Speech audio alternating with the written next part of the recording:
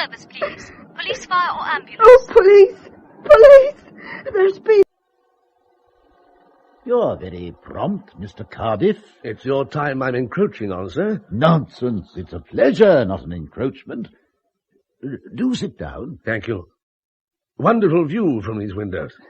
I like a lot of trees, you know, and grass. Easier to manage. Would you like something to drink? You've come a long way. Not at the moment, thank you. Oh, perhaps a little later. Well, then, how can I help you?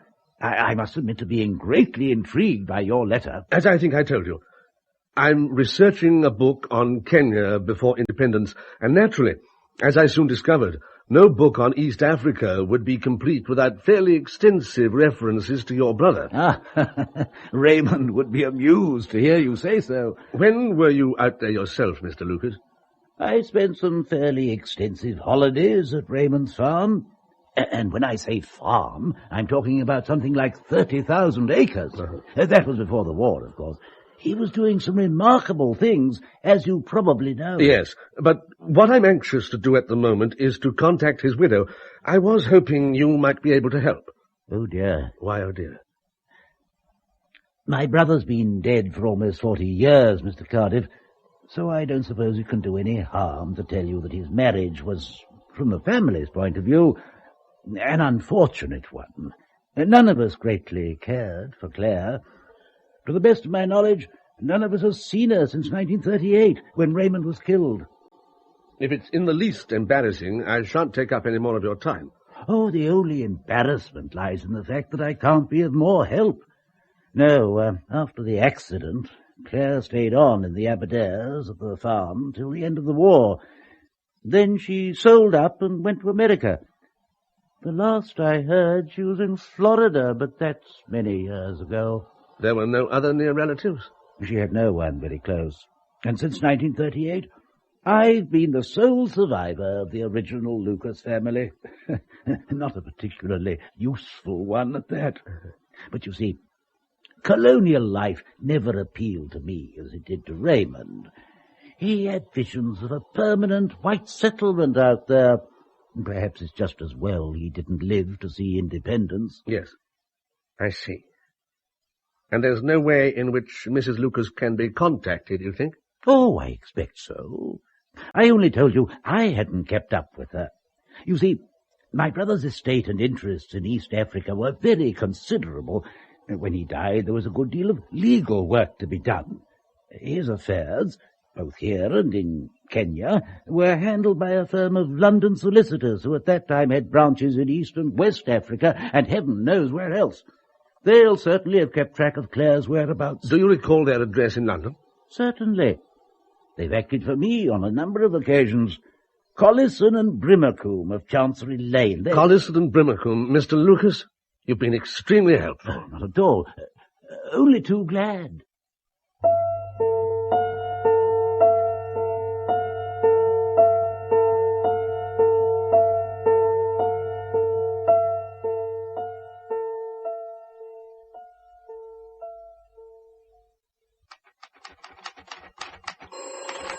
Last. Robert Cardiff. Mr. Cardiff, good morning to you. This is Barclay Collison of Collison and Brimmercombe, in answer to your letter of 14th of June. Mr. Collison, good of you to telephone me. I shall be replying to your letter, of course. But I'm telephoning now merely to emphasize that our client, Mrs. Lucas, has no wish to meet you. I beg your pardon? We advised Mrs. Lucas of your interest in the late Mr. Raymond Lucas. We urged your claims as a genuine historian, and we advised Mrs. Lucas that you would take up very little of her time. But she has instructed us to inform you that no such meeting will take place. But did she give any reason? Surely she must have had a reason. Is she ill? We are not concerned with reasons, Mr. Cardiff, only with conveying our client's wishes to you. But this is preposterous. I'm afraid that our client disapproves in the strongest terms of your intention to make a detailed biographical study of the late Mr. Lucas. What Lucas said and did in Kenya is a matter of history, Mr. Collison, not of a widow's whims. It's your privilege to pursue your vocation, Mr. Cardiff. It's our client's privilege to have nothing whatsoever to do with aiding you in your pursuit of that vocation. Did you make it clear to Mrs. Lucas that her late husband's brother is offering me every assistance with my research? Nothing that you mentioned in your letter of the 14th June was omitted in correspondence with our client. Her answer is still the same. No, Mr. Cardiff. Irrefutably, no. I see. You'll thank her handsomely, of course. All right, I'm coming. Morning, sir. Good morning. Mr. Cardiff? Yes? Mr. Robert Cardiff? Yes. What's this all about? Thorne, sir. Detective Chief Inspector Thorne. This is my colleague, Sergeant Rockner. How do you do, sir? How can I help you? Can we step inside and talk, sir? I hope this isn't going to take long. Yes, come inside if you must. Well, sit down. I can't offer you any tea because at the moment I'm out of tea and I never drink coffee. But if 10 in the morning's not too early for liquor, you're welcome to whatever you see on the drinks table there. Thank you, sir. No. Well then, what can I do for you? Miss Anne Lawrence, you know? Yes, of course. Why? She hasn't had an accident, I hope? Can you recall when you last saw her? When you recall why you're here, I may be able to recall when I last saw Miss Lawrence. You're a writer, sir, I believe. Yes. You regard yourself as a professional. I'm regarded as one. Why? Sergeant Rockner and I are regarded as professionals, too. We conduct investigations in our own way. So, when did you last see Miss Lawrence? A few days ago. Sunday. Is she all right? Would that have been at the luncheon party given by Mrs. Bryant and her son? Yes, it would. Since you know this already, well... We understand that you left that party at the same time as Miss Lawrence, sir. I'd like you to go now. Sorry? I've no intention of wasting my time. If you can persuade me I'm not wasting my time, I'll go on with this interview. Otherwise, I have work to do. Are you always as recalcitrant as this, Mr. Cardiff, with police officers? Are you always as obtuse as this when you're dealing with members of the public? Miss Lawrence is dead. Are you persuaded now that we aren't wasting your time? If you'd told me that to begin with, we should all have got along a great deal better. You don't seem very surprised. About sir. what? Miss Lawrence's death. When a senior detective arrives, I don't imagine it's a matter of stolen milk bottles that you're investigating. How did Anne die? We have reason to believe she was murdered. Then I'll help you as much as I can. That's very charitable of you. Oh, for God's sake. I last saw her at about 2:30 on Sunday afternoon when we left the Bryant's place. You all left at the same time? Diana Hayward, a friend of Anne's, drove Anne to her cottage. Well, that was her intention, at any rate. And you? What did you do? I drove a friend of mine back here. Your friend's name, sir? Barberton. Sonny Barberton. He came up for the weekend. Where from? From London. You'll find his address in the green book by the telephone. Under B. Did you have occasion to telephone Miss Lawrence later that day? No. Did you go out at all later that day? Extensively. Oh, perhaps you'll tell me about it. I took Mr. Barberton to the local station, Tream, at about 7. He wanted to catch the 7:45 from Norwich to London. Well, Tream's not far away. Hardly call that extensive travelling. From Tream, I drove to a place near Warham Station. On your own? No. But I understood you left Mr. Barberton at Tream Station. It wasn't Mr. Barberton I took to Warham Station. There was a young woman called... I forget the name for the moment. I see. You took this young woman, whose name you've forgotten, to Warham Stacey. Where'd you go from there? Back here. Directly. As directly as the lanes would allow. Yes, sir. Reaching here when? I don't know. I don't make a habit of consulting my watch every time I enter the house. It's important to us. It was still light. Perhaps 9, 1:15. I don't know. And thereafter you stayed in? Yes. No visitors? None. No telephone calls? I don't think so. I can't remember. Then have you remembered the name of the young woman you took to Warham Stacey? It was Halifax. I don't recall her Christian name offhand. Just an acquaintance, perhaps. I've never met her before in my life. Yet you drove her 30-odd miles to Warham Stacey? She was a stranger. She was expecting to be met at Tream Station by her brother, but he hadn't shown up. And it was a Sunday, and there was no available public transport, so I took her to her brother's home, near Warham Stacey. Look, is this relevant, Inspector? I really don't see how my actions can have any possible bearing on the death of Miss Lawrence. How well did you know her, Miss Lawrence? Quite well. We were quite friendly. But no more than that. We were quite friendly. These personal details can be uncomfortable, sir. We realise that all too well. But since robbery can be ruled out as a motive for the murder, that seems to leave us with something more personal. We're asking you no more than we're asking everybody else who knew Miss Lawrence. Yes. Well, you've had my answer, haven't you? Indeed, we have. What did the gentleman say, Robner? Question. How well did you know Miss Lawrence? Answer. Quite well. We were quite friendly. Quite friendly. Have you anything to add to that, sir? I have a question. Please, feel free. When was she murdered? The time of death has been placed at between 7:30 and 9 on Sunday evening. Just the period, Mr. Cardiff, when no one but you and the mysterious Miss Halifax can vouch for your whereabouts. I'm sorry that Collison was so emphatic and so negative. He was clearly only carrying out his instructions. I don't begin to understand Mrs. Lucas's attitude. Why should she be so opposed to a meeting with me? There's no question of my hunting for skeletons in her cupboard. Her husband led an enlightened and valuable life, and my only concern is to narrate it as fully as possible. There was talk of skeletons at one time, you know. Perhaps that would account for Claire's reticence.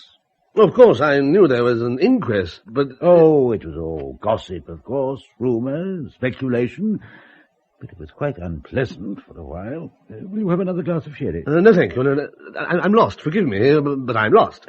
It's all so long ago now that it's difficult to understand the lives that so many of the settlers led out there in pre-war days. What did the journalists call Kenya? A place in the sun for shady people. You see, Raymond was single, agreeable, very rich. I can't think how many hopeful mothers sent their daughters fluttering around him. Then along came Claire, 19 years old, and from what can only be described as a humdrum background. Within weeks, Raymond was utterly infatuated with her. Within months, they were married. He was 25 years her senior. Naturally, tongues wagged, but gossip really got underway when Raymond died on Mount Kenya. Did he fall, or was he pushed? Exactly. Raymond was extremely wealthy. In Nairobi and Mombasa, people talked of nothing else for weeks. But as you know, the coroner found, quite properly in my opinion, that Raymond's death was a misadventure. Presumably, Mrs. Lucas inherited the entire estate. No, she didn't, and she was piqued, I remember. You see, Raymond left a third of his capital towards the foundation of a veterinary college near Kisumu. But what she did receive was very considerable. I don't know the details myself, but I do know that by the time she was 21, Claire must have been one of the richest people in the colony.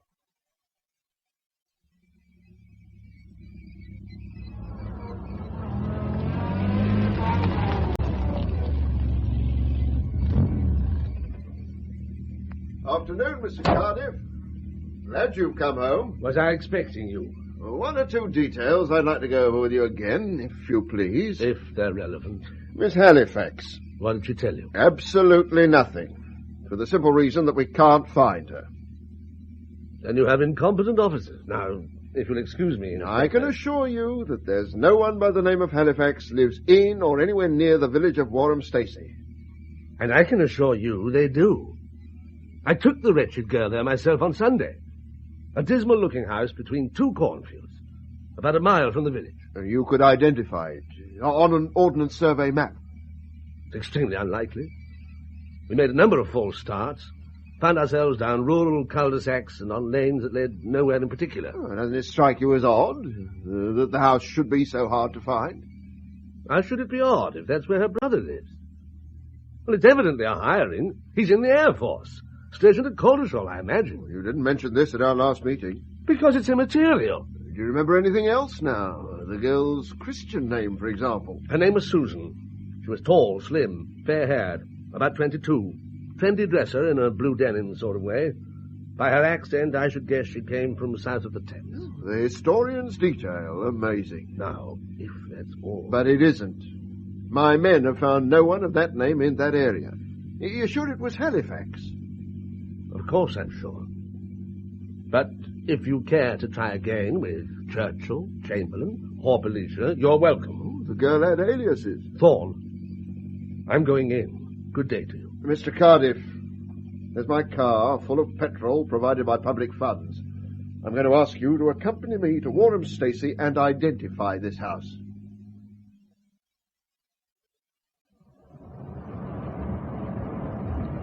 Left here. No, left. You're sure? I'm far from sure. I can only guess, as I did on Sunday. Nothing en route to jog your memory, I suppose? There was a water tower. On our left, I recall, when we drove between the two cornfields. There's the tower on our right, beyond those trees. Would that be the one? Yes, that's the one.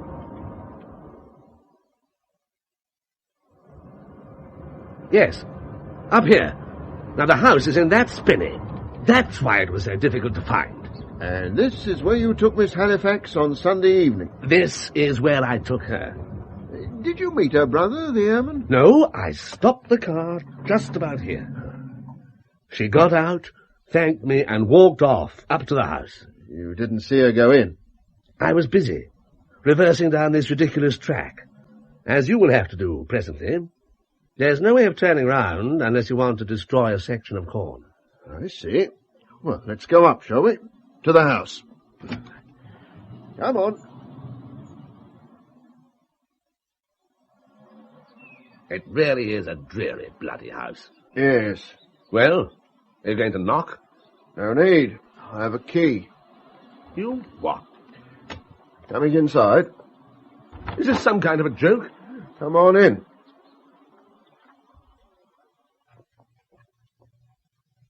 It's empty. Apart from dust and cobwebs, yes. No one's lived here for 3 years. But this is crazy. I dropped the girl off at the bottom of that path, and away she went, up here. But not inside, evidently. What the hell's been going on? Well, Sergeant Ropner and I are wondering very much the same, sir. Your alibi has disappeared. But I was there, not 10 yards away. You're sure it was this house? You're sure it was Sunday evening? Of course I'm sure. How could I possibly imagine such a journey? Well, there is an alternative, of course. No, it's not one likely to recommend itself to you. Alternative to what? You allege that between 7 and about 9:15 you were bringing the girl here, then returning to your cottage. I allege nothing. It's a fact. Yes, sir. Meantime, in Miss Lawrence's diary, there's an entry for last Sunday which I find baffling. She was expecting a visit from you at 8 that evening.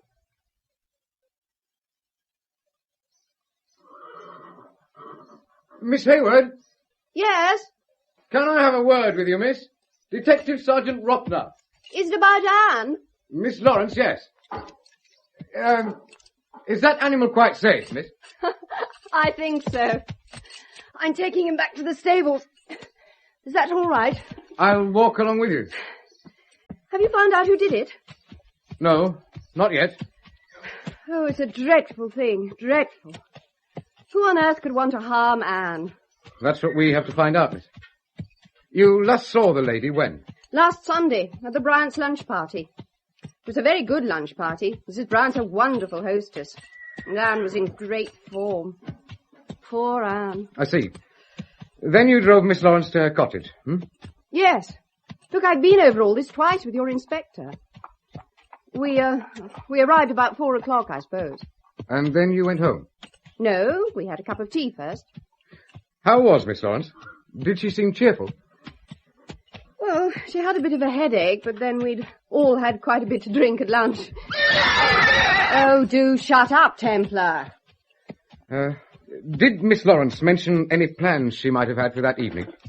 Not that I recall. She'd been working on a painting. I think she wanted to do something more to that. No mention of any visitors, then? No. I see. Now, when you left Mrs. Bryant's house, I understand Mr. Cardiff left at the same time with a Mr. Barberton. That's right, Sonny Barberton. Who lives in London. Yes. I'd never met him before, but Robert and the Bryants knew him well. And Miss Lawrence, did she know him? No. Now, I remember that because Robert introduced them to one another. Oh, Stanley, would you take Templar for me?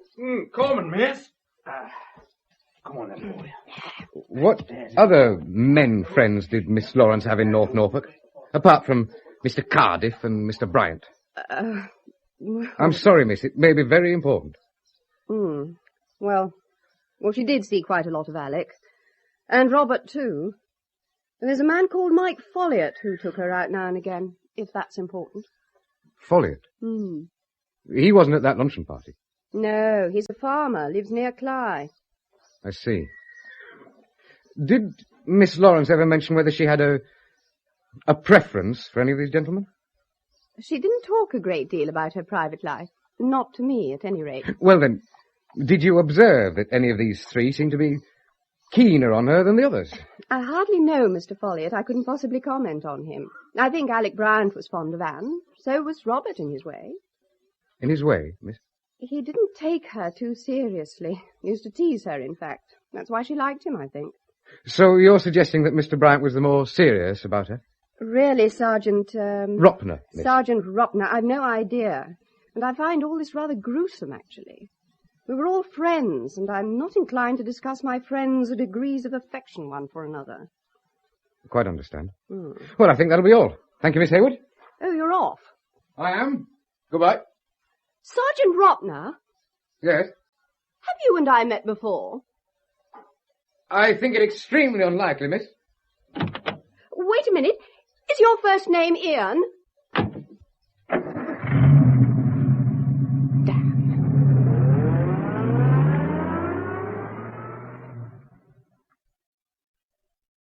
But the odd thing is, Robert, I'm certain I've met him. You live in Norwich? He's based in Norwich. You've probably seen him out shopping or doing something equally unremarkable. But why should I be so sure his name's Ian? Diana, I've no idea, really. Oh, I'm sorry. You're preoccupied. Would you like me to leave? No, of course not. Stay as long as you like. It's just... I suppose the reality of Anne's death is just beginning to hit me. She was so vital. It's horrible. And that sergeant, grubbing around in our lives. He was taking enormous pleasure in trying to discover who Anne was sleeping with. Second-rate people leading second-hand lives. They depress me. Would you like a drink? That's it. That's it. What is what? I'm sorry, but I've remembered where I saw that sergeant before. It must have been last year. I was coming out of the cinema one evening with my parents, and he came out of one of the other doors. Oh, he looked different off duty, almost a boy. Robert, he was with Anne. He was what? I tell you, she introduced him to us. Are you sure? I'm certain. Then say nothing. Say nothing at all. Keep it to yourself. It might be a card to play. When we know more about Mr. Ropner and his boss. I'm sorry to be intruding, Mrs. Bryant, but these questions must be asked. Now, how close was Robert Cardiff to Miss Lawrence? He was fond of the child. We all were. What more can you expect me to say? You can be fond of your dog or of stamp collecting, but you're not likely to commit murder on that account. Are you suggesting that Robert killed her? The idea's absurd. I meant to suggest nothing. And the fact is that she has been murdered, and a sexual motive is still one of the commonest there is for killing. And in this case, we can rule out murder for gain or political reasons. I think you're completely wasting your time, Inspector. We all thoroughly enjoyed ourselves at the luncheon party on Sunday. And do you suppose for a moment my mother wouldn't have noticed it if someone were harbouring a murderous resentment against someone else? Nevertheless, the lady is dead, and she was murdered. A motiveless murder by a person unknown is so unlikely as to be inadmissible, Mr. Bryant. I find the whole situation so horrible, I can hardly believe it's happened at all. Ours is a quiet and civilized community, Inspector. We don't behave like animals. I'm perfectly certain that if one of us had had a difference of opinion with Anne, we should have resolved it with discussion, and not with violence. Nobody begins life as a murderer, but just look at English social history over the past 100 years. you find the highest proportion of murderers come from the middle classes, and the majority of those were closely related to their victims, either by blood, marriage, or the sexual act. Bravo, bravo. That's all we needed. I have reason to believe that Miss Lawrence, if not actively promiscuous, was on the friendliest of terms with a number of gentlemen. Well, good Lord, man, of course she was, and why not? She was free, attractive, of age. Among them yourself, Mr. Bryant. I told you she was attractive. And wealthy. Oh, come on. Wealthy enough in her own right, and much wealthier still on the death of her parents. But this is something you wouldn't know about, perhaps. It's not something we'd even think about. No one in the particular circle we inhabit is sufficiently short of money to be self-conscious about the subject. Yet the possession of wealth is recognizable. Well, no one after 5 minutes in my company would assume me to be a rich man. No one after 5 minutes in this house would think of you and your mother as anything less than comfortably off. And the same, I can only infer, would hold good for Miss Lawrence. She was attractive, rich, and available. Now look, Any Inspector, one of those attributes can make a girl the object of strong feelings. In combination, they prove to be fatal. So may I ask you, Mr. Bryant, to be more precise about your relationship with Miss Lawrence? I have been precise. I told you I was very fond of her. We all were, Inspector. Very fond. So you say, madam, yet someone has killed her. Has it occurred to you that we have no reason to lie? That we have far more reason to want her murderer caught than you have? I mean, to us, she was a very dear friend. To you, she's a corpse in a Norfolk cottage, and you're paid to find out who put her there. You know something, Mr. Bryant. I shall enjoy this case, this pedestrian grubbing amongst the underwear of the privileged, because I don't know when I've met a more wholehearted hostility to my every inquiry.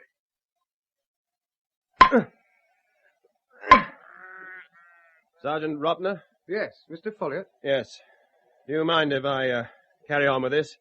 The damn sheep have been straying, and this fence has to be repaired at once. No, you carry on, sir. Thank you. You made any progress? I'd like to think an arrest was imminent, but we've a long way to go yet, I'm afraid. What can I do for you anyway? You were a friend of Miss Lawrence's, sir. I wanted to marry her. Oh, really?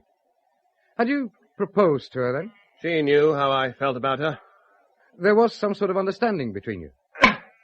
She understood I wanted to marry her. I understood she wouldn't make up her mind. This cause any ill feeling between you, sir? Difficulties, certainly, but not ill feeling. Difficulties? Surely it's obvious. She played the field, and you didn't like it, That's not an expression I care for. And it led to difficulties. When did you last see the lady? Oh, God, this look! I loved her, and someone killed her. It's hard enough to carry on functioning as it is without this macabre rigmarole. I'm sorry, sir, but without more facts, we've nothing to go on. We need your assistance. Yes. All right. What did you ask of me? I've forgotten. When did you last see Miss Lawrence? I've been thinking about that. It must have been last Thursday. I went round to the cottage for drinks early evening. Was she cheerful? Not particularly, but I wasn't cheerful either. The difficulties? Yes. Was there anyone else she might have felt more positively about? Mr. Folliot? She'd begun to see a chap called Alec Bryant quite a lot. Oh, yes. Well, I felt he wasn't serious about her. Whereas you were? I thought it was time she made a choice between us. She didn't want to, It was never resolved. That's why we were both a bit jumpy. I didn't stay long. How were matters left, sir? I was going to give her a call sometime this week. Yes. Just the two of you at the cottage, I suppose? Of course. On your Thursday visit, apart from Mr. Bryant, did she refer to anyone else? Mr. Cardiff, for example? Why on earth should she? I understand he was quite fond of Miss Lawrence, too. No doubt. Everyone was. That was the trouble. Did you make any reference to the lunch party on the Sunday at Mrs. Bryant's house? No. I didn't know there was going to be a lunch party. In any case, Alec Bryant would never have invited me. There was a telephone call there. Oh? About what? She appeared to be confirming an appointment. Something about 8 o'clock on Sunday. This could be very important, sir. Can you remember exactly what it was she said? Well, just about what I told you. 8 o'clock Sunday, that's all. Any idea who she was talking to? No, the conversation was very short, and I wasn't really paying attention. I see. So, last Thursday was the last time you saw her? Yes. You didn't, by any chance, call round a little before 8 on the Sunday evening to see just who Miss Lawrence's appointment was with? Look, I've told you twice already. Thursday was the last time I saw her. Mr. Folliott, you were seen leaving Miss Lawrence's cottage at about 7:45 on Sunday evening, at a time when she could have just been murdered. Now, sir, shall we start again? We checked locally, Mr. Cardiff, and we checked with the Ministry of Defence. There's no Flight Sergeant Halifax at RAF Culshall. Indeed, there's no Flight Sergeant Halifax in the entire Royal Air Force. Well, I can't be held responsible for that. You don't seem surprised, but then you really do. Were you? Once we'd established that the house was empty, it was obvious that someone was playing a perverse, practical joke. In theory, you could have invented the entire story. We aren't concerned with theory. In the time I spent ferrying that irresponsible creature to Warham Stacey, a score of people must have seen my car. It isn't expensive, God knows, but it is fairly distinctive. Yeah, dark green bonded keep, yes. Yes, and in any case, why would I invent such an unlikely story in the first place when I knew it could be disproved so easily? I could just have said that once I dropped Sonny Barberton at Tream Station, I came straight home and stayed home, on my own. There's a very good reason why that would have been a dangerous course. You're on the telephone. Isn't everyone? Friends or acquaintances could have rung continually during the entire time you were elsewhere, and you wouldn't have been here to speak to them. I'm getting very tired of all this, Inspector. However improbable it seems, I've told you the truth. And anyway, what possible reason could I have for wanting to murder Anne? I liked her enormously. I still find it hard to believe that she won't be coming through the front door with an armful of bluebells and an atrocious joke. I'm afraid this is ground that we'll have to cover again. What ground? Your relationship with Miss Lawrence. Oh, Lord. Look! There was no robbery, and we found nothing in Miss Lawrence's bank statements or personal effects to suggest either that she was being blackmailed or practicing blackmail herself. This is ludicrous. Therefore, everything points to a sexual motive. You were involved with the young lady, and your alibi is non-existent. Now, the time's come for total honesty. Now, we can talk here, or we can talk down at the station, but I want the truth. Was she your mistress? We had been occasional lovers. What does that mean? We were lovers, in an intermittent kind of way, though not actively so for some little time. You're a widower. Did you have marriage in mind? No. Why not? You're free, you slept with her, she was attractive and wealthy. There's a ring of the tin chapel in everything you say. Are you going to answer me or not? How much of this is detection? And how much is prurience? I'm still waiting for an answer. We had good times together, Anne and I, but she liked a clear field of operations. She was too immature for marriage. But nevertheless, you made love to her. Now when? When was the last time? What a sad man you must be. Why are you so evasive? I didn't keep a score, Inspector. I didn't have a diary full of asterisks. Unless you're keeping a seraglio, you must have a reasonably accurate idea. When? I don't know. I really don't know. 3 or 4 months ago. I can't be more precise than that. What a pity. Because those asterisks would have been strictly pertinent. The post-mortem examination revealed that at the time of her death, Anne Lawrence was 3.5 months pregnant. He was difficult at first, was Folliott. That fellow's got a very quick temper. But eventually, he admitted that he did visit Anne Lawrence's cottage on the Sunday evening. The devil he did. And what's his story? It's as I suspected, sir. Cup of tea, sir. Oh, thank you, Constable. Yes, well, what was it you suspected? When he knew the girl was expecting someone, he had to know who it was and what was going on. According to him, the girl was miserable and distracted, and none too pleased to have him turning up. But he claims she asked him if he knew anything at all about Alec Bryant's father, or any of his father's family. What's that supposed to mean? Folliott says he has no more idea than we have. When he wanted to know why she was so interested, she fobbed him off and sent him packing. When? He thinks it was about 7:45. And where did he go from there? He says he drove back to the farm, but didn't want an evening inside on his own, so he motored off to the rough shoot he has, and pottered around there. Then he went back to the farm, he says, about 9:40. His housekeeper was back by then from a day off, and he had a cup of coffee with her. You checked? Oh, yes. She seemed a reliable woman. But for the crucial 2 hours, he has no witnesses. Yeah, he doesn't seem to think so. and he was very stroppy when I asked him. Well, they all are in this case. Any word from London, sir? Oh, far from helpful. They asked this Barberton character if there was anyone else at Tream Station that Sunday evening, apart from himself and Cardiff. He seemed to recall there was a young woman, but he couldn't describe her or what she was wearing because he was more interested in catching his train. It's beginning to look like a conspiracy of confusion, isn't it? I mean, Cardiff, Bryant and Folliott. All of them involved with a girl, and none of them with an alibi worth a bent halfpenny. Cardiff has a woman who doesn't exist, Folliott has 50 acres of rough country, and Bryant supposedly smashed out of his mind and in his own room all evening. Suppose, though, they're all telling the truth. Oh, they can't be, sir. There's no one else involved. We've established that, surely. Have we? Aren't you jumping the gun, Ropner? So far, we've only concentrated on these 3 men. But we know that Anne Lawrence was promiscuous. She had 3 of them that we know of dancing to her tune, so why not 5 or 6 or a dozen? Do sit down, Inspector. But it's only fair to warn you that there's nothing more I can add. Sergeant Ropner's already questioned me, and if I'd thought of anything else, I should have been in touch with him immediately. There may still be matters which you think unimportant, Miss Hayward, that could help us considerably.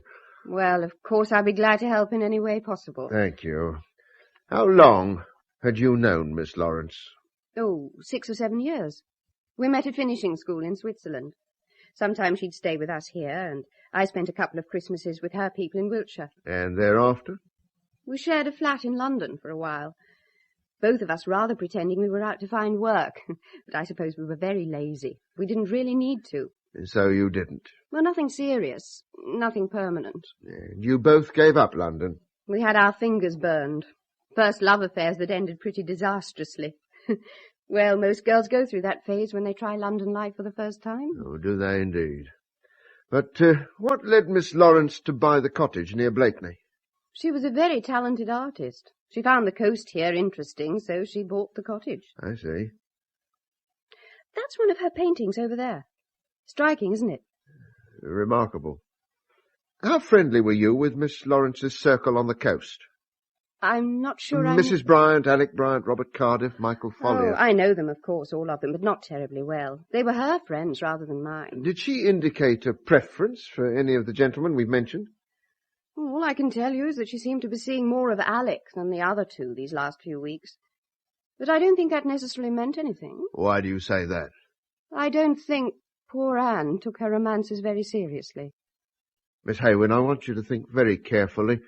Did Miss Lawrence ever show any interest in the subject of Mrs. Bryant's husband? Alec Bryant's father, I mean, or any of that family? Well, Miss Hayward? Is it necessary to go into something which was almost certainly malicious gossip? Anything that's malicious may have a bearing on the affair. You must realize that, surely. I chose my words carelessly. I meant stupid or ridiculous. It's all very embarrassing. Tell me. Well, not so long ago, a week or 2 perhaps, Anne told me she'd heard something unpleasant about the, well, how would you put it, the male Bryant line. Someone, she wouldn't tell me who, had implied there was a history of mental instability in the Bryant family. And this included Alec Bryant. Oh, it's so petty. It may be far from petty. Did Miss Lawrence ever discuss this with Mr. Bryant? She would never have dreamed of hurting his feelings like that. And why did she mention it to you? She regretted it the moment she had. She asked me to forget about it. Inspector, you aren't going to take any notice of a rumour like that? Only if it becomes relevant. And you may be sure I shan't divulge the source of my information.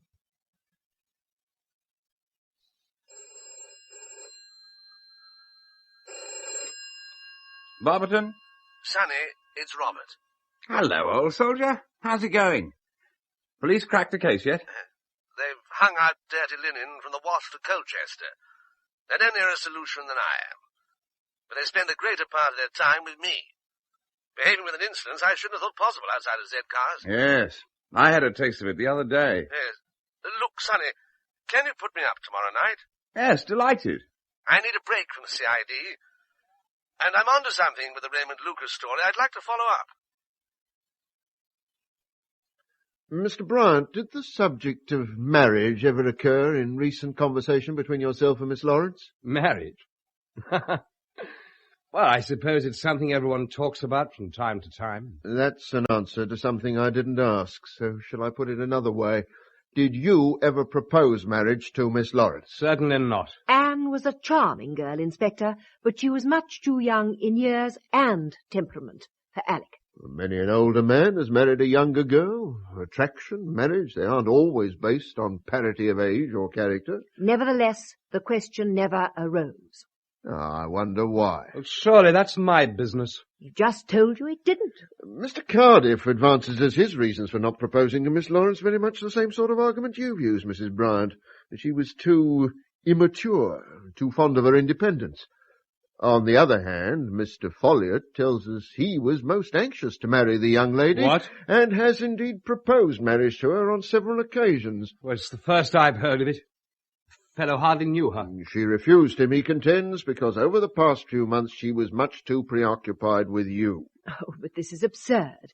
How could Mr. Folliot possibly have known about Anne's feelings for Alec? But if these feelings did exist, and Miss Lawrence didn't, as you've just told me, make them known to you, Mr. Bryant, then I wonder why she didn't.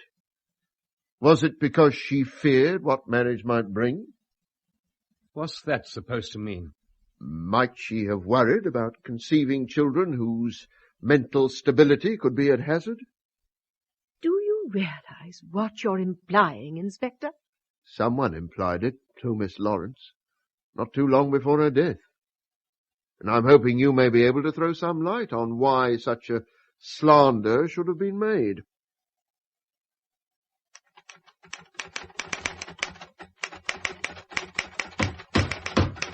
Last. Coming! Good evening, sir. Thorne, for God's sake, can't you go through life on your own? I was passing, sir. Seeing your lights on, I thought I'd take this opportunity of keeping you abreast of developments. Can't it wait? Your car, the dark green Bondi Keep. What about it? Can we talk inside, sir? Let's keep it brief, shall we? I hadn't read anything of yours, you know, until this case began. We seem to have very little time for the pleasures of history. You're in a clear majority. However, having met you, having seen you in action, indeed having interrupted you at work on more than one occasion, I felt I owed it to us both to fetch a title off the shelf. Oh, yes? Indian Genesis. Remarkable work. I'm halfway through it now. Did you spend long out there researching it? About 6 months. Fascinating. I thought so. Yes, I envy you, you know. The gift of fluent, vivid writing. If I didn't know you so well, I might suspect you of meaning that. You enjoy it, don't you? Tilting at the police. My car, Inspector. That's what you came about. Indeed. On the night of the murder, at about 8:45, a Bondi Keep, almost certainly a dark green Bondi Keep, was seen passing through Wiverton in this direction. And Wiverton, as we both know, lies midway between Miss Lawrence's cottage and this one. I didn't come through Wiverton that evening. When I left Warham Stacey, I took the main road to Cromer and came through Sheringham. Yet someone drove through Wiverton at 8:45 in a Bondi Keep. Then find out who it is, and we'll all rest easier in our beds. You had any further thoughts about the girl, Susan Halifax? I've had 100. All of them murderous. Murderous, Mr. Cardiff? Surely you must begin to appreciate the seriousness of your situation, sir. Now, by your own admission, you were intimate with Miss Lawrence between 3 and 4 months ago. We know that the lady was 3.5 months pregnant when she died. On the night of her death, according to her diary, you were expected at 8 o'clock. 3/4 of an hour later, a car exactly like yours was seen heading in this direction from her place. She was murdered sometime between 8 and 9, and so far all investigations into your alibi have drawn a blank. Are you here to arrest me? Were you expecting to be arrested? I'm giving you notice that I intend to go to London tomorrow. I may be there a couple of days.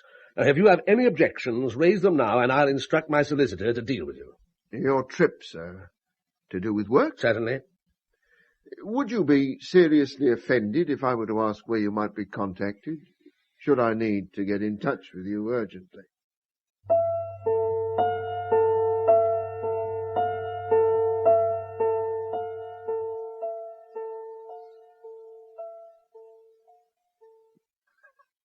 take it easy, Squire. You've got to be imagining it. I don't find it as irresistibly amusing as you do, Sonny. I tell you, the man's followed me from Norfolk. Ropner's shadowing me. Well, he's not going to get much joy of his work then, is he? Aren't you seeing this ex-Kenya guy this evening? Yes, a man called Latimer. He was there for almost 30 years. Knew Raymond and Claire Lucas well, apparently, and he was on the hunting trip in the Aberdares when Lucas died. Where does he live, Latimer? Hammersmith. I said I'd call around 7. Well, then you'd better get a move on. It's 6:30 now. My God, so it is. Look, Sonny, I expect to be back around 9, okay? Okay by me, Captain. Cheers.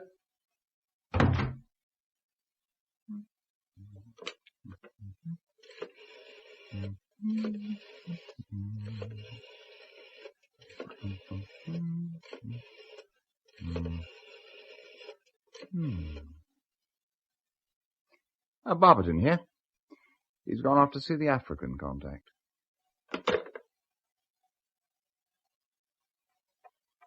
Look, I've told you before, I was not on intimate terms with Anne. She seemed keener on Mr. Bryant's company than yours. We've been through this so often. A murder was committed, Mr. Folliot, and questions will never cease until the murderer is brought to trial. But I loved her. I loved her and I wanted to marry her. It's not uncommon, and I'm sure you'll agree with me, for people to destroy what they know they can never possess.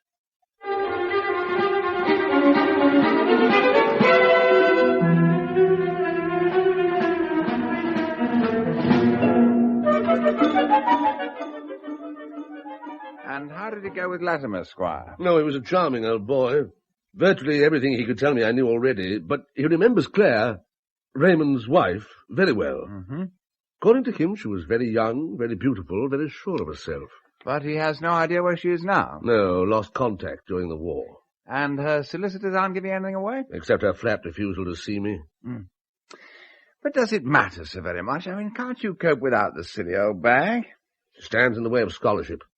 And I don't believe anyone has the right to do that. She could tell me more about Raymond Lucas than 20 Keith Latimers. In any case, a bag she may be.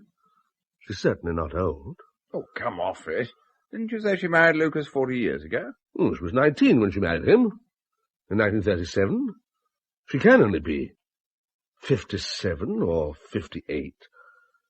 And with all the money she's got, she could be passing herself off as a glamorous 45 for all we know. Can't understand why she never married again. Well, how do you know she didn't? The solicitors would have told me, surely. Anyway, Collison referred to her as Mrs. Lucas, so I assume she settled for widowhood. With all that money, she probably didn't fancy sharing again. So, where do you go from here? I have a very large whiskey and soda, I hope. My dear chap, of course, I'm sorry. What time is it, by the way?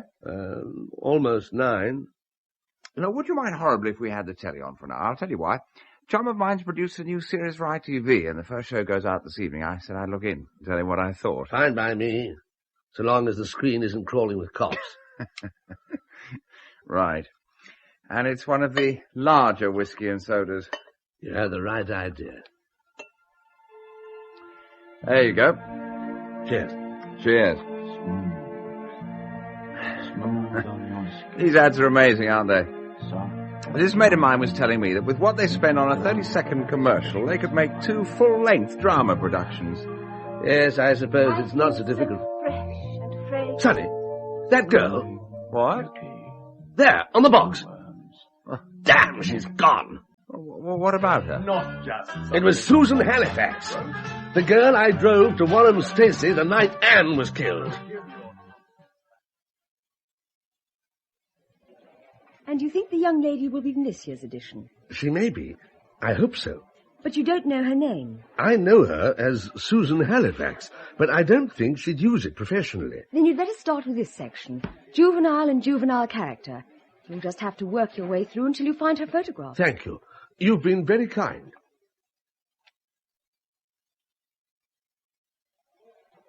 Found her yet? I think so. Yes, I'm sure this is the girl. She had fair hair when I knew her, but Oh, they often wear wigs, particularly if they're doing commercials. Nita Powell. Yes. But she doesn't appear to have an agent. Then she'll have left a number with us where she can be reached. It is a professional inquiry, sir. Absolutely. Cardiff Productions.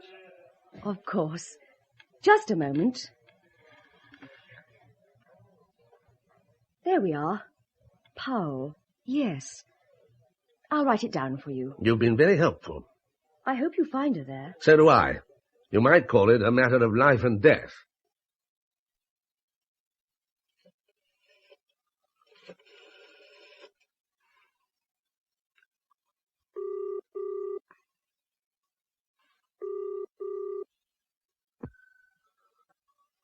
Tom Cairns? Oh. Have I the right number? I'm trying to get in touch with Nita Powell. It's urgent. Nita's out modelling today. Any idea when she'll be back? Hang on.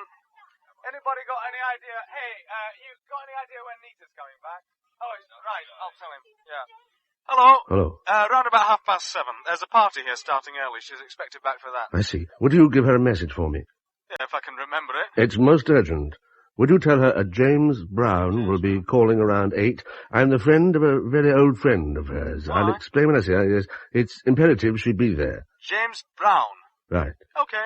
That's right. Oh, can I just check I've got the address right? Yeah, it's 14 Buckingham Place, Battersea, okay? Thank you. Coming!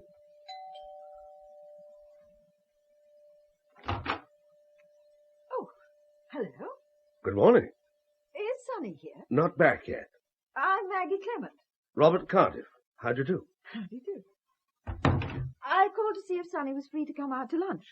We do, drop in on each other like this. It's quite a habit.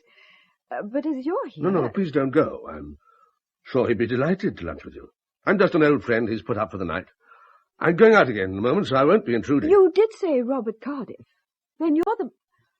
I know about you. You're caught up in this dreadful Norfolk business. Is it very bad? No, it's not exactly good. Oh, I'm sorry. How's Alec taking it all? Alec? You know Alec? Yes, indeed. We were bright young things together centuries ago at Cambridge. Sonny, Alec and I. Then where's Sonny been hiding you all this time? Oh, town and country don't mix in Sonny's book. He visits you and Alec and reports back from the front line, as it were. But what? He's amazingly reticent, is Sonny. You know, I think he has talked about you, but all I know for sure is you're a journalist. I don't know if you're married. I used to be. It lasted all of a year. Sorry. No need. What defeats me is why Alec never married. Yeah. He's got it all, hasn't he? Looks, brains, charm, money, and yet nothing doing. I remember there was some ridiculous canard about a clandestine marriage once, though. Alec, you mean? The whole thing was so daft. What happened was that after taking the second part of our tripod, Alex suggested that a bunch of us, including Sonny and myself, should go on one last jaunt together in the south of France, a kind of golden farewell to Cambridge. And it was fun, too. Well, sure it was. But after about 6 weeks, most of us realized we'd work to find reality to face sooner or later. That's terrible for you. It was round about this time, when we were all beating up San Rafael, that the rumour of Alec's secret marriage began. Really? It was a nonsense, of course, just part of the whole zany frivolity. I can see by the look on your face that you'd have strongly disapproved. Certainly I should. If only because I didn't have the chance to do that sort of thing myself. I was lumbered as a reservist, going out to Cyprus and the Middle East and shouting at Colonel Nasser. Oh, dear. Not that it did much good. No, indeed. Hello? Oh, Sonny. Sorry if I'm interrupting something. Shall I come back another time? It's Nita. Nita Powell. Yeah, well, I had to. Now, listen. Listen. Cardiff's found me, and he's coming round this evening, around 8. Well, of course I'm getting out. But it'll be expensive. Unless you want me to talk to him. So I move? Right, then, it's 1,000. Before 8. Or I'm staying put.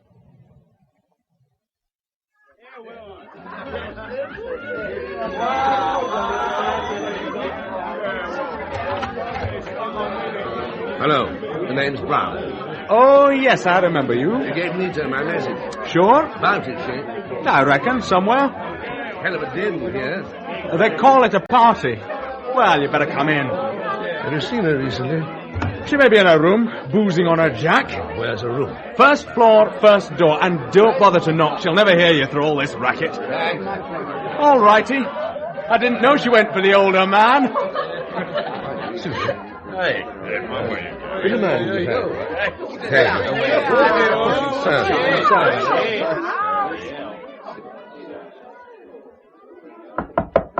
Nita, it's Robert Cardiff.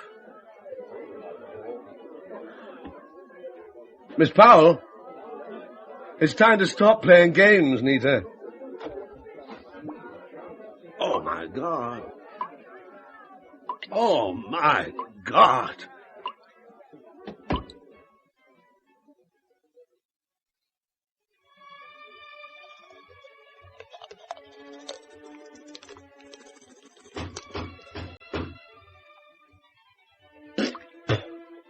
Is there ever any peace around here?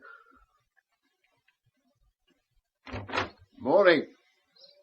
I wonder you don't pitch a tent in my garden. So much more convenient for you. How was the London trip? Busy. May I come in? You always do. Why hesitate now? Thank you. Have you come to tell me it was the butler all the time? For a man whose mistress was murdered, you take it all very flippantly. Inspector, we care very little for one another's company. Why do you keep calling? Because, so far, nothing has assured us that your story of the drive to Warham Stacey is a truthful one. On the other hand, circumstantial evidence pointing to a visit by you to Miss Lawrence's cottage is still very strong. The diary entry in particular? Just so. Clearly, I can't deny there was an entry since you've made so much of it. But I can deny I ever made the appointment Anne wrote down. No, I'd hardly expect you to say anything else. Then where do we go from here? I was rather hoping you might have some other explanation for that entry. I have no other explanation. Now tell me again. What did it say exactly? 8 p.m. Robert here. 8 p.m. Robert here. That's something Anne would never have written. Well, it was there, I assure you. But she invariably called me Bobby. It's something you can easily check. No one else has ever called me Bobby. Do I look like one? Why should she call you Bobby? Oh, it began as a tease. Deliberate provocation. Eventually it stuck, I suppose. Because coming from Anne, it didn't sound so idiotic. Did she ever write it to you? Have you anything to prove she always called you that, even on paper? We didn't write to one another because we both had telephones. Look, surely it's obvious. Whoever paid Susan Halifax to give me an empty alibi also murdered Anne and forged that entry to incriminate me further.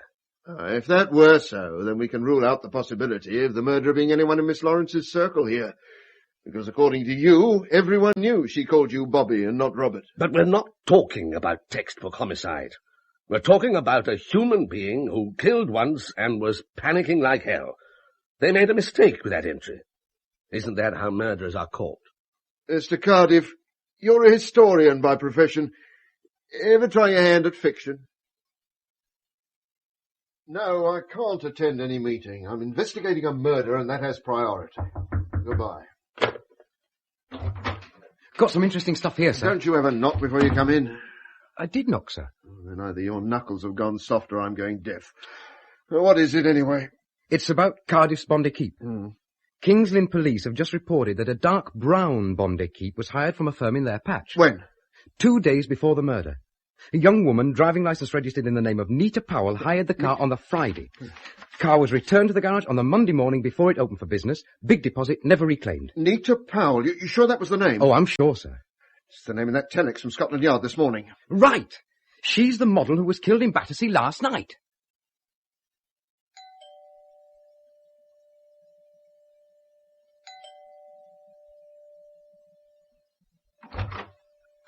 Mr. Barberton? Yes? Sergeant Rockner, sir, Norfolk CID. Can I have a word? Yes, of course. Come in. You're a friend of Mr. Robert Cardiff, sir? I am, yes. He spent the night before last here? Yes. But... when did he arrive? About 6 o'clock, I suppose. Did he go out again that night? Or yesterday evening? Look, what's all this about? I'd be obliged if you'd just answer the questions, sir. Yes, I went to see her. It was the first real breakthrough I'd had.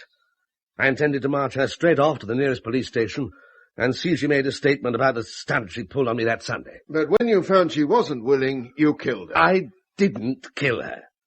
I went out to her room on the first floor. The place was screaming with noise. There was a party going on. I knocked, got no reply, opened the door, called her name. She was in the bath. She wasn't a pretty sight. There was nothing anyone could do for her, so I came away. Why didn't you call the police? Well, that's the first thing you should have done. And get arrested on the spot?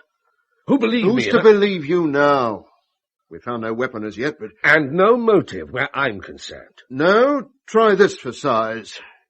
You got the girl to give you a false alibi, but then you had second thoughts. You got scared. You didn't want her questioned by the police in case she got frightened and told the truth, so you kept her hidden.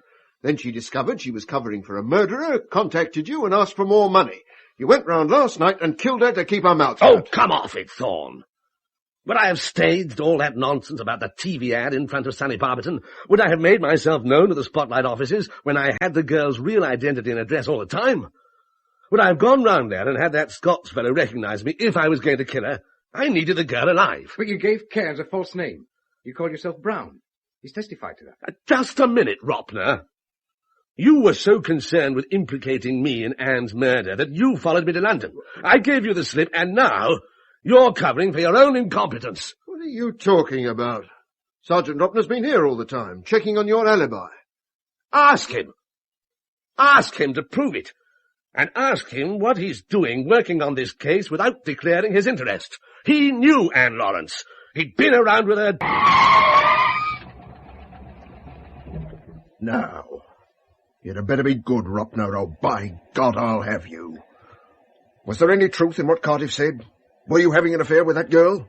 I saw her occasionally. What does that mean? I met her in a pub in Blakeney one night. We were both a bit plastered. She learned I was a detective and found it all very amusing. Very butch. I suppose I fell for her. When was this? Last summer. I have a dinghy there. Well, you know I have. For God's sake, sir, I had nothing to do with her death. Were you having an affair with her? I was a novelty at first, I suppose. She found it amusing to go out with me on the side. She tried to pump me about cases I was working on. But I never mixed with her set. She'd drive into Norwich occasionally. We'd go to a cinema or a bowling alley, just have a drink. A bowling alley? Was that all? Ropner! I was crazy about her. But I realized it wasn't going to last. This summer I only saw her a couple of times. She always had some excuse for not meeting me. When did you last see her? Last Sunday. Last Sunday? Now I've heard everything. When last Sunday? About 7. In the evening? Yes, it would have to be. That girl's cottage must have been busier than Clapham Junction. It was my day off. I rang her from Norwich. She was being evasive, wouldn't commit herself to a meeting. I drove up to Blakeney and took the dinghy out. I came back and called at the cottage. Anne gave me the brush off. I wasn't there more than a quarter of an hour. Pausing only to hit her on the head with a blunt instrument. She was alive when I left her. And she was alive when Folliot arrived. I saw him go in. And then I went back to Blakeney. Ropner, even if you'd been just an ordinary, typical, evasive, bloody-minded member of the general public and you'd concealed this for so long, what do you think the police reaction would be? But you happen to be a copper. When this inquiry began, it was your first duty to declare your interest in the affair to the investigating officer, me. Never have let you within 100 miles of this case, and you know it. Now, either you've been the biggest bloody fool ever to join this force, or you were out to cover your tracks as you went along. All I wanted was to nail the bastard who killed her. I'm suspending you from duty as of now. When we get back to Norwich, you'll make out a statement giving every last detail of your association with Anne Lawrence. There'll be an independent inquiry, and if you've been lying, I'll personally see to it that you get the longest sentence in the book. Look, Robert, I'm sorry, but I had no choice. I had to tell them what I knew. Yes, it wasn't your fault. But is there anything at all I can do to help instead of dropping you in deeper? Mm-hmm. Robert? There is one possibility. Yes? But it's not going to be too pleasant for you. Oh, for God's sake, what are friends for? It's going to mean helping one friend at the expense of another. What are you driving at? Sonny, I wanted to do some research for me. Oh, sure. Name it. The other morning, Maggie Clement was telling me about the hijinks you and Alec and she had in the south of France, when you'd all just come down from Cambridge. I don't see the relevance, old soldier. Well, give me a chance. Maggie mentioned that at one time in that summer of '57, there was a rumour in your set that Alec was involved in a clandestine marriage. What? That he married secretly. Absolute nonsense. I mean, I'd have been the first to know. Alec and I were living in one another's pockets the whole time. Well, you said you wanted to help. Well, yes, of course I do, but I just don't I see... think it bears investigation. But the police would never let me leave the country, and I'm not going to them with any more wild stories. I wanted to help, but if you'd rather not, just say so, and I'll get on to a private detective. Well, of course I'll do what I can. Could you fly to San Rafael tomorrow? I suppose so, yes. They must have records of all marriages solemnized there, whether they were civil or ecclesiastical. You know better than anyone the period you all spent in San Rafael. Can you check there for me? Oh, certainly. But I don't see what bearing that could possibly have on events at your end. Neither do I, as yet. But it spreads the suspicion a little bit more equitably. I've been over every barrel they've rolled at me so far, and I'm sick of ending up my arse in the dust. I know. Look, Robert, I'll nose around San Rafael, and I'll telephone you at once, whether I've come up with something positive or not. What time is it? Why do you ask? What time is it, Alec?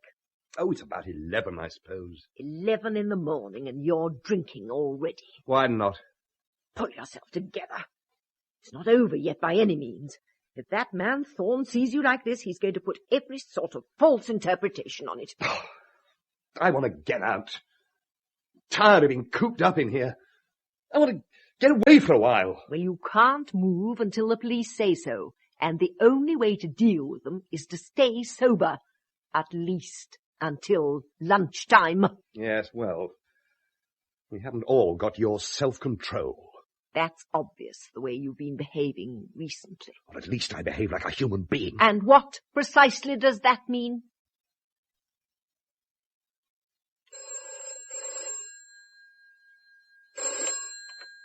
Cardiff.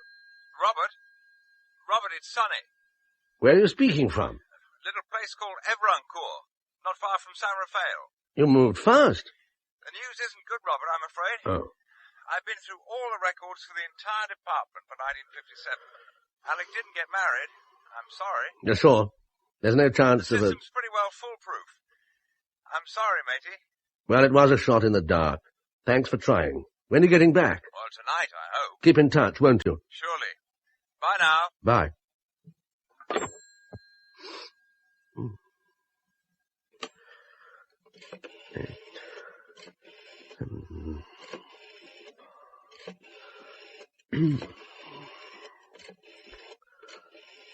Yes.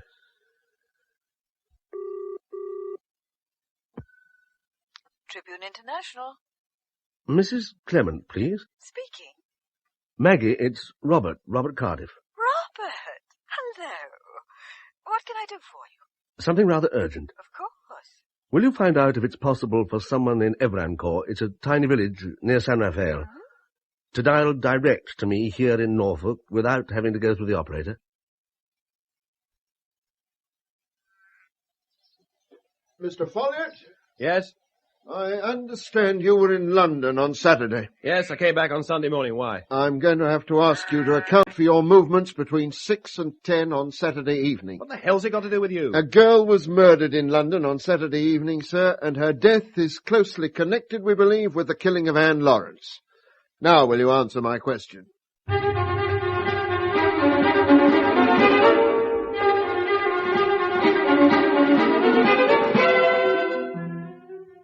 Very nice of you to drop in on us, Robert. What you going to drink? I don't want to drink, Alec. I want to talk to you. Is your mother about? She's in her room. Shall I get her? Better leave her where she is. It's possible she wouldn't like what I've got to say. What on earth are you talking about? Alec, does she know about your wife? I what?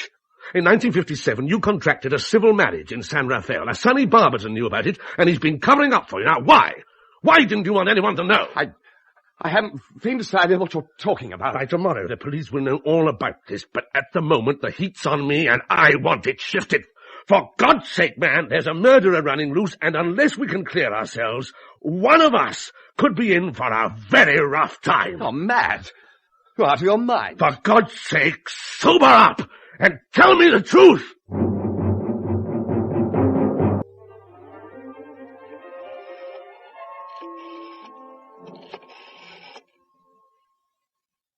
Inspector Thorne, this is Patricia Brand. Alec has been murdered. Oh.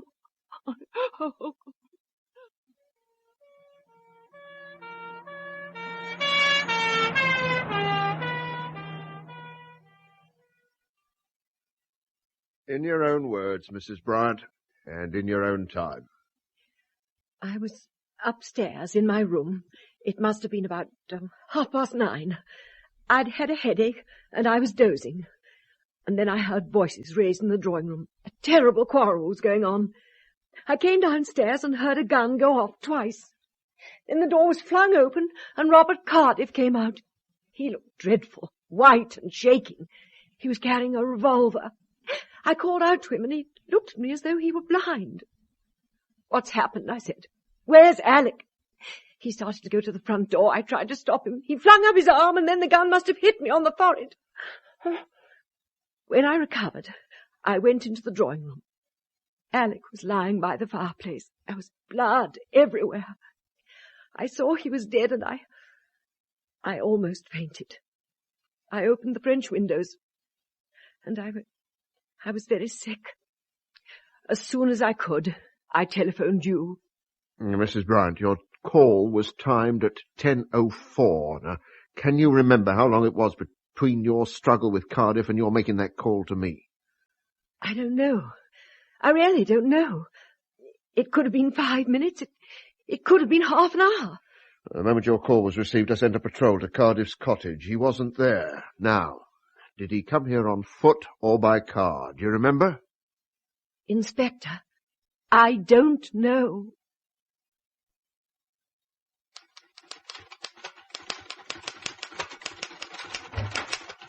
Good morning. Can I help you? Mr. Collison, is he in? Have you an appointment? It's vital I see him at once. Mr. Collison is free from 3:30 to 4. If it's urgent, I'm sure he'll see you then. Sir, where are you going? Oh, the devil. We've spoken by telephone. My name's Cardiff. Are you insane? How dare you burst into my office like this? Will you kindly leave? Look, Mr. Collison, look at that. I wish to look at nothing, sir. I intend to... A certificate of marriage, recording the wedding of Alexander Mackenzie Bryant, bachelor, to Claire Patricia Williams, spinster. Where have you heard that name before? Claire Patricia Williams? I think you'll agree, Collison, that it's time you and I looked at the last will and testament of Raymond Lucas.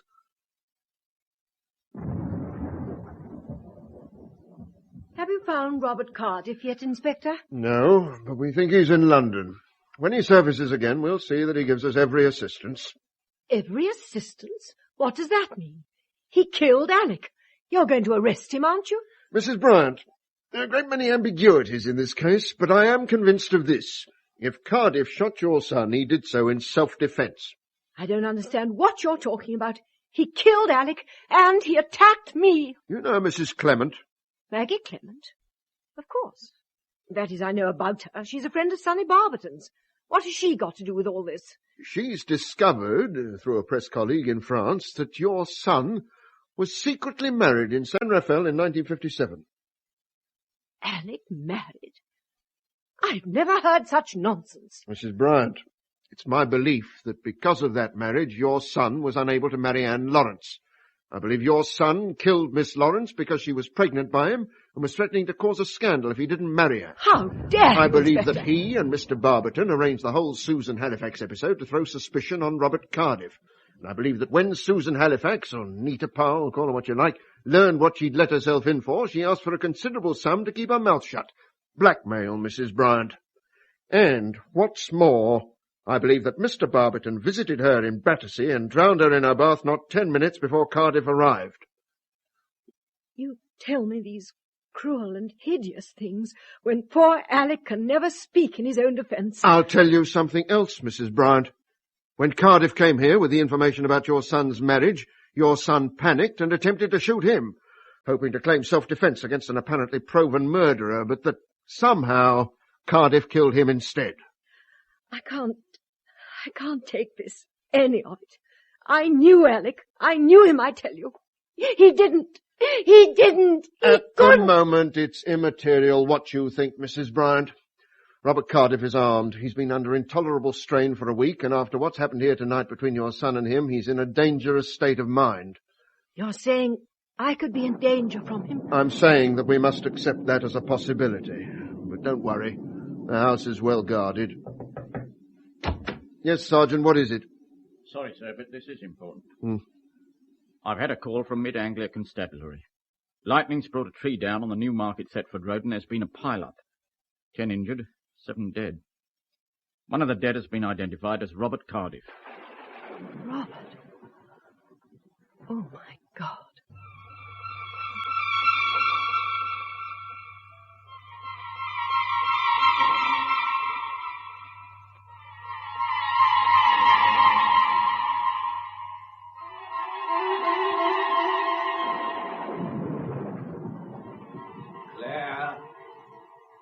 Claire! Who's that? Claire? Who is it? Claire? Is someone there? Hello, Claire. Who is it? Ow! Oh. Don't touch it. Leave the telephone alone. Robert! Move away. Don't point that gun at me. They said you were dead. The police said you were dead, not half an hour ago. They jumped to so many false conclusions recently. Does one more matter very much? Robert, you look terrible. Let me call a doctor. No, thank you. Oh, Robert, Inspector Thorne was here saying the most dreadful things about Alec and Sonny. It's a nightmare. And now you, please, let me call a doctor. Rain, thunder, a lonely house. It's story time, Claire. The story of my book, a true story, and you're going to listen. Why do you keep calling me Claire? In Nairobi, in 1937, a marriage was solemnized between Raymond Lucas and Claire Patricia Williams. She was less than half his age, attractive and mercenary. You're ill. Nairobi, Lucas, Williams. What are you talking about? You're mad. By the time Raymond Lucas died, he knew how mercenary his young wife was. He left her a considerable annuity for life, but only on condition that she didn't marry again.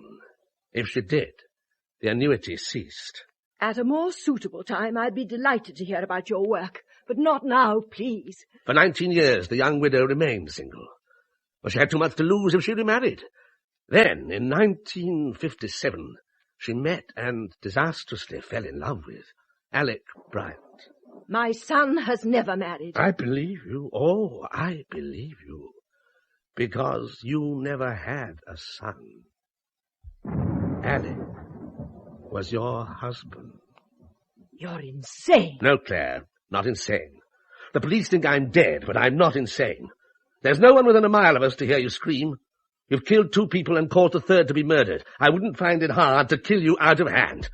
You were 39 when you met Alec. He was 21. You were wealthy and attractive. He was infatuated. Perhaps with you, and certainly with your money. He loved me. If you say so. He loved me, or he would never have married me. I think you made marriage a condition of his sharing your fortune. You were greedy for youth, but you were greedy to preserve your annuity, and so was Alec. So, as it happened, was Sonny Barberton. Sonny made the arrangements, didn't he, for that insignificant little civil marriage? You must have paid him well for his silence. Because if Collison had ever discovered your marriage, you would have lost the annuity and been prosecuted for fraud. So, Sonny's flat is in your first married name, Claire Lucas. It's from there you deal with Collison, with Sonny ringing you whenever letters arrive. Oh, it was a charming little deception, and it continued for 18 years. When I began to research the life and work of Raymond Lucas. Can you imagine the hell it became, having to pretend that Alec and I were mother and son?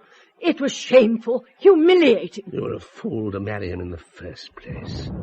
Once you came back to England, he'd got you where he wanted you. And he was able to carry on his little affairs here in Norfolk quite openly.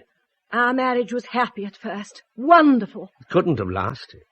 His other affairs never lasted. But Anne Lawrence destroyed him. Promiscuous little slut. She may have been feckless and casual, but she loved Alec and wanted to marry him. I tried to dissuade her. I did everything I could to avert a tragedy, but she wouldn't listen to reason. I knew what Alec was like. Spoiled, lazy, immature, greedy. But I loved him. She couldn't take him from me. You told her there was insanity in the Bryant family. She worried about that because of her pregnancy. But Alec denied it. And you knew he would leave you for her because she too had money. And she also had youth. It must have been hard for you at first. But that gave you no right to kill her. Everything I valued was threatened. I couldn't stand by and let you and that slut ruin our lives. You hired Nita Powell. You killed Anne. You forged the entry in her diary. You bribed Sonny to kill Nita. And last night, after my row with Alec, when he realized what you'd done, you knew you'd lost him for good. He was going to the police, wasn't he? So you shot him and planted this gun in my garden before telephoning Thorne. Look, Robert, the police think Alec killed Anne and arranged Nita Powell's murder with Sonny. They think you shot Alec in self-defense. They want to exonerate you, so... Let them go on believing all that. You're a sensitive man. You've known the life I've led. You must have enough imagination to realize the hell I've endured with Alec these past few years.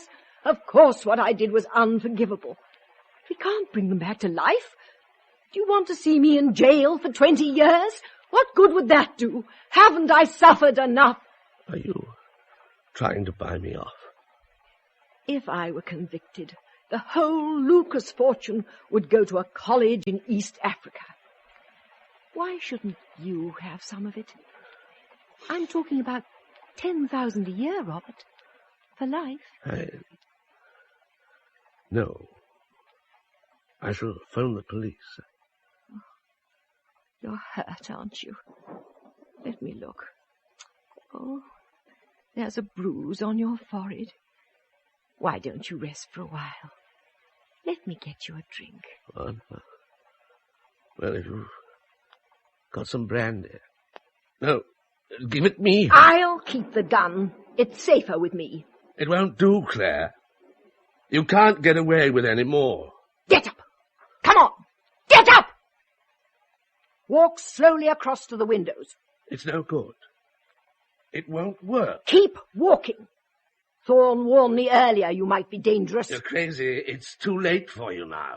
The evidence is too strong. There is no evidence against me, except what you might give. Open the windows. Go on, open them! I'm giving you one last chance. Let me call the police. Give me the gun. Give it to me. Keep away from me. How can you kill a man who's already dead? I'll take the gun, Mrs. Bryant. Sergeant, close the windows. Right, sir. Blanks, Claire. Blanks. Provided by the police. Oh, my God. We needed to get a confession out of you. Everything was too circumstantial. We'll be taking you down to Norwich, Mrs. Bryant, and charging you formally there. Better pack what clothes you need. When you've been charged, you can telephone your solicitor. My solicitor? You can do nothing on hearsay evidence. You petty men! Get her things together, Sergeant. Take her to the car. Get her out of my sight. Come along, Mrs. Bryant. I think I'd like a copy of your book when it comes out, sir. I'll accept the olive branch, but there'll be no book now. Not on this subject. Not from me. So where will the pennies come from now? I don't know. I don't know. Oh, we better get you home, sir. Come on. Sonny, Alec, Nita Powell, Anne. And the sad thing is, I was more than half in love with Anne. Didn't begin to realize it till all this hit me. And what about Folliot? And young Ropner? Come along. The havoc thorn. The unremitting havoc of it all.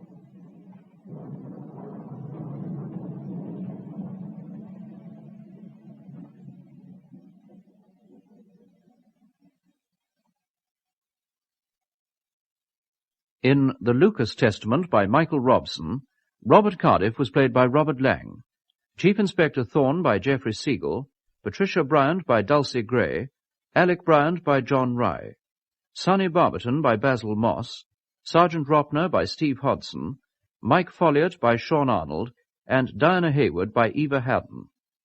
Maddie Head played Maggie Clement, Dennis McCarthy, Edgar Lucas, Michael Deacon, Barclay Collison, Rosalind Adams, Nito Powell. Other parts were played by Christopher Bidmead, Alison Gollings, Jelly Gratham, and Hayden Jones. The producer was John Cardy.